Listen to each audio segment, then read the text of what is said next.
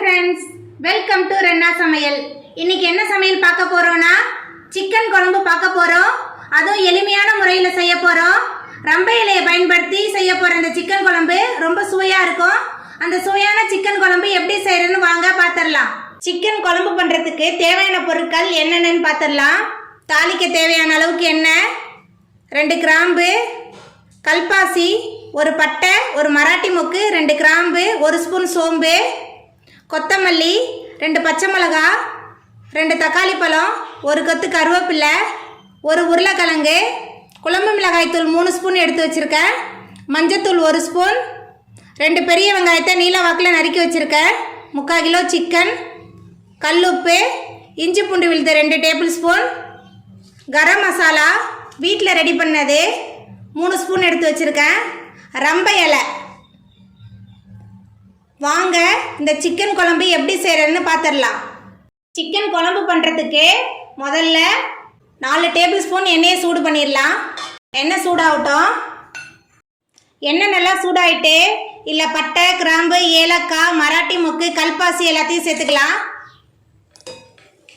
பட்டை, கிராம்பு, ஏலக்காய், கல்பாசி எல்லாம் நல்லா பொரிய ஆரம்பிச்சிருச்சு. இப்போ நீல வாக்கில் நறுக்கி வச்சா 2 பெரிய வெங்காயத்தை சேர்த்துக்கலாம். பெரிய வெங்காயத்தை சேர்த்து நல்லா வதக்கிக்கலாம்.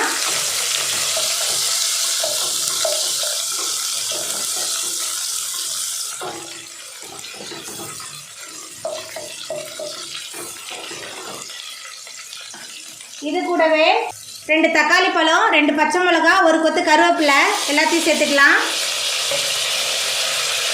இது கூடவே 1 டேபிள் ஸ்பூன் இஞ்சி பூண்டு எல்லாத்தையும் சேர்த்துக்கலாம். சேர்த்து நல்லா வதக்கிக்கலாம்.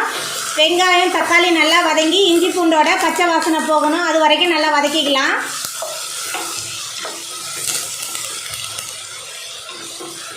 வெங்காயம், தக்காளி நல்லா வதங்கிருச்சு. இப்போ நம்ம ரம்பை இலையை சேர்த்துக்கலாம். இந்த சிக்கன் குழம்புக்கு சுவையை நல்லா கொடுக்கறதே இந்த ரம்பை இலை தான். ரம்பை இலையை சேர்த்து நல்லா வதக்கிக்கலாம்.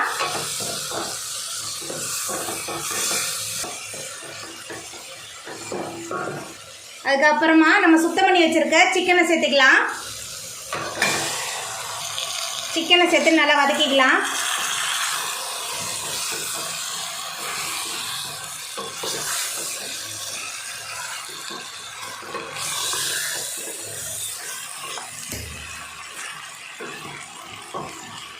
இதில் 1 டேபிள் ஸ்பூன் மஞ்சத்தூள், கரம் மசாலா, குழம்பு மிளகாய் தூள், சிக்கன் வேகிறதுக்கு தேவையான அளவுக்கு உப்பு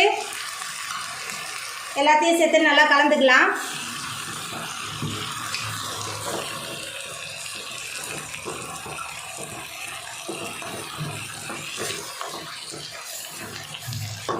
இப்போ கொஞ்சமாக தண்ணி சேர்த்துக்கலாம். சிக்கனே தண்ணி விட்டு தான் வேகும், அதனால் கொஞ்சமாக தண்ணி சேர்த்துக்கலாம்.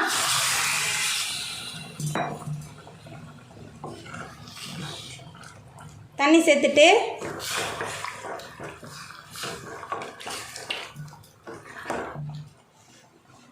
ஒரு மூடி போட்டு வேக வச்சிடலாம்.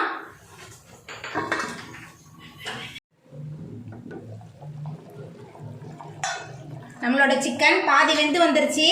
இப்போ நம்ம சுத்தம் பண்ணி வச்சிருக்க ஒரு உருளைக்கிழங்கு சேர்த்துக்கலாம்.